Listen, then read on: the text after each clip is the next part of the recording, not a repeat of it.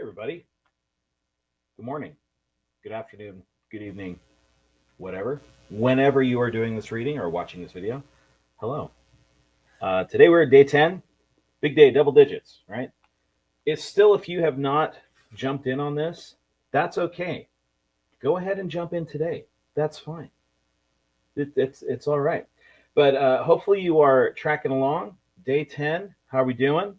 Leave any if you if you're watching this and you're following through and you've been back and forth and I've done why don't we take day 10 to be sort of an evaluation, look back and to see what are some things that I have been doing, what's been going on, what are some things that have kept me from reading. Why don't we share those down in the comments? Maybe it's something you can encourage someone else.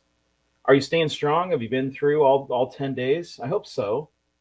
Again, you don't have to read every single one of the lists. If for you it's easier to pick one of the lists and work through every day, um, or two or three or whatever that looks like, whatever's working for you, and it's something you can be consistent with, and let's do that. But either way, leave a comment below on some of those things that are keeping you from doing what you have intended. I think one of the reasons to do that is this practice of reading daily is something the enemy doesn't want you to do. You actually have opposition to doing this thing.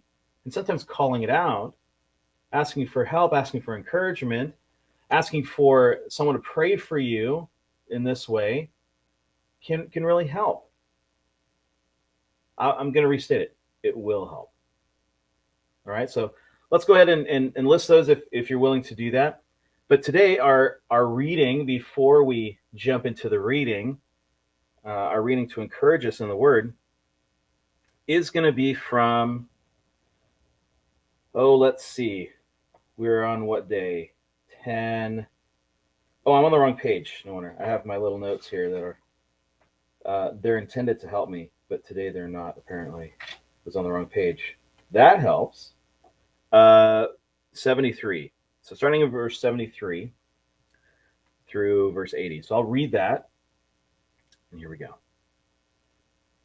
Your hands have made and fashioned me. Give me understanding that I may learn your commandments. Those who fear you shall see me and rejoice, because I have hoped in your word. I know, O Lord, that your rules are righteous, and that in faithfulness you have afflicted me.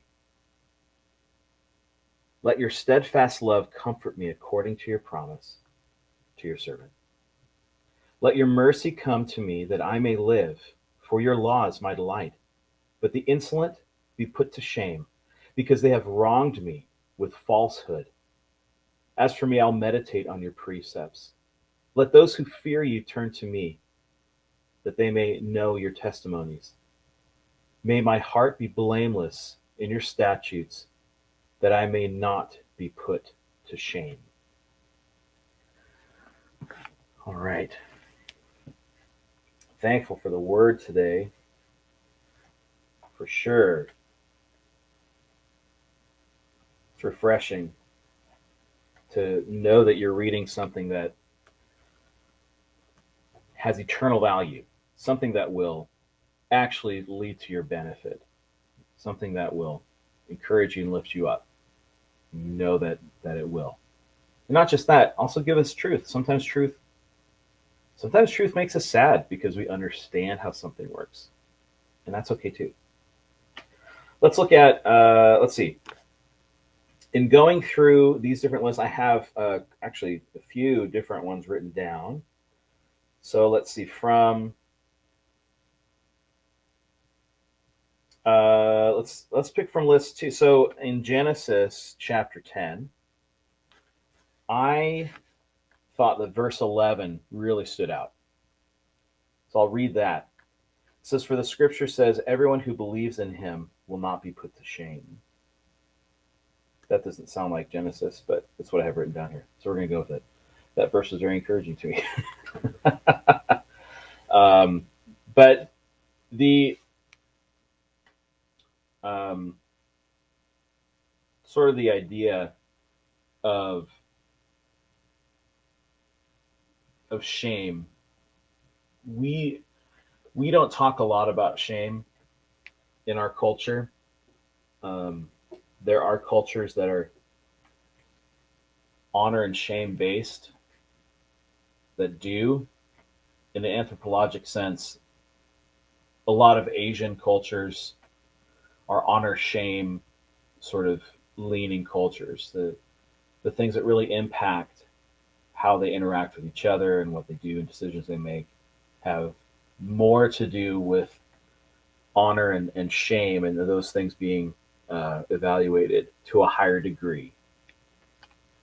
A lot of Eastern cultures are like that. Middle East would be one of those, sort of leans that way, depending on where in the Middle East you are.